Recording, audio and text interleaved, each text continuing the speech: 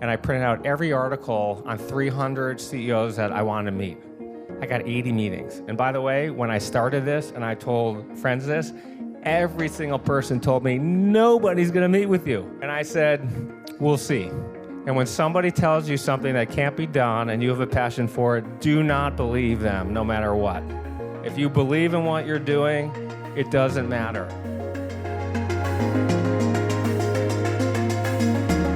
Hi, I'm Randall Kaplan. I'm an entrepreneur and a venture capitalist. I am the co-founder of Akamai Technologies, and over the last 20 years, I have invested in more than 70 early and late-stage companies. To become an entrepreneur, please enroll at Draper University. I took this job. They offered me to be a tax lawyer. I had no interest in tax, but I thought people will think I'm smart. And I thought, okay, I'm going to use this to get another job. So again, I wasn't happy. And now I was just trying to pay my rent. And I ended up staying for 18 months. And around 8 months after I started, on my 26th birthday, I made a commitment to myself. I'm gonna get a great business job. I don't have the funds to go back to business school.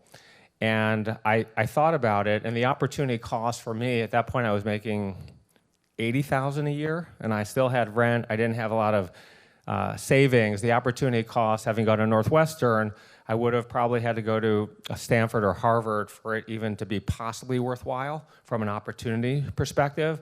And I weighed the pros and cons. I said, I'm just going to try to get the kind of job that I want anyway. So I did something that was very unusual. I started a letter writing campaign. And I said, I'm going to write CEOs of huge companies asking for informational interviews.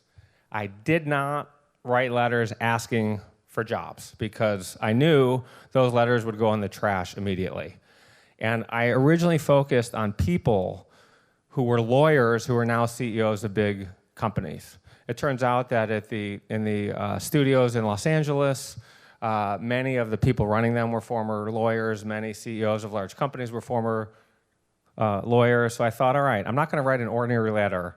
I'm going to write a unique letter. There was no Google back then, by the way. So my firm had a LexisNexis subscription, and I used it for biz dev, and I printed out every article on 300 CEOs that I wanted to meet.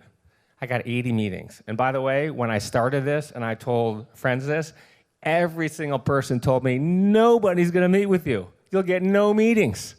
And I said, we'll see. And when somebody tells you something that can't be done and you have a passion for it, do not believe them, no matter what. If you believe in what you're doing, it doesn't matter. I was looking for one. I was looking for one position. And it's a numbers game, and it's a research game. So I printed out in my second bedroom. It was a letter writing factory. I had a job working 60, 70 hours a week, and I would print these things out late at night at the law firm. I'd take them home, and I would read and highlight every job these CEOs had ever had.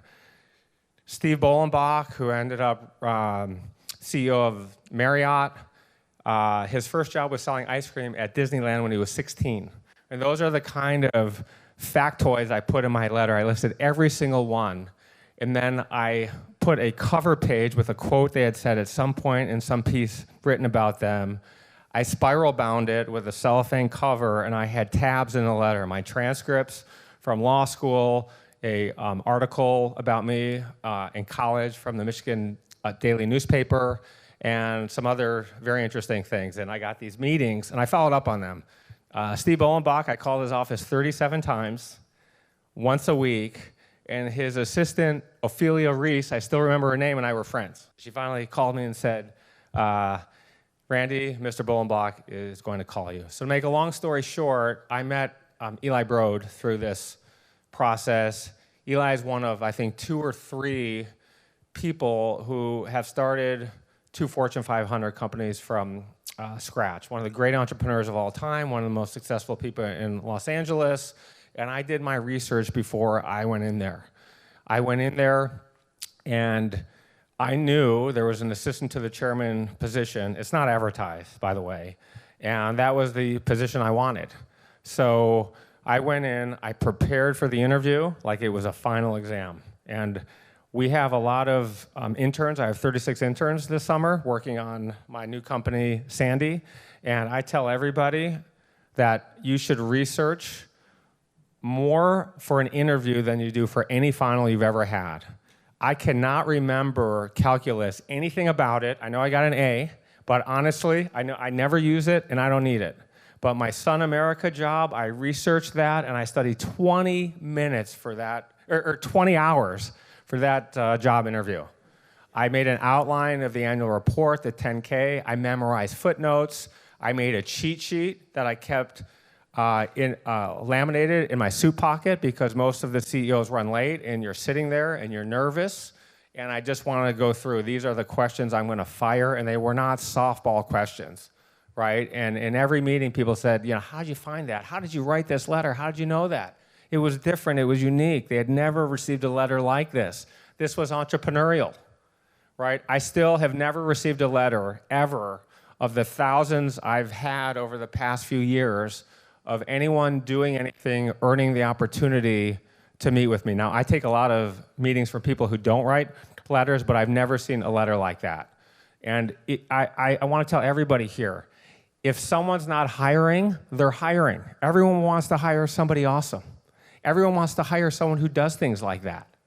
Who doesn't want a great employee who's entrepreneurial, who's working their tail off, who's working at a law firm and staying up till 2 in the morning and researching and memorizing this stuff? Who memorizes footnotes in a 10K and sounds intelligent? So make a long story short there, Eli asked me to take one class, enroll at UCLA. I left his office, went to UCLA, got an extension catalog, went home to my apartment, wrote a thank you letter, had the catalog back in his office in an hour. And he said that was huge, right? The desire to show that you want something, right? I didn't wait a day. I didn't wait 2 days to think about it. I wrote a letter, and I dropped it off. And that was a huge thing for me to get that job. I stayed in that job 3 years. Eli asked me, do you want the assistant to the chairman title or a managing director title? And I said, I don't care. And he said, you should care because titles matter. You're going to be dealing, it was an investment banking job in-house. You're going to be dealing with the senior partners at Goldman Sachs and JP Morgan. And people, if you have an assistant to the chairman title, they may think that you're my assistant getting me coffee. But a managing director title, they're going to respond to you. An assistant to the chairman title had a different interpretation inside the company. It wielded a little more clout. The best advice I have for any wannabe entrepreneur is to believe in yourself, don't listen to anybody else, and to just go do it right now.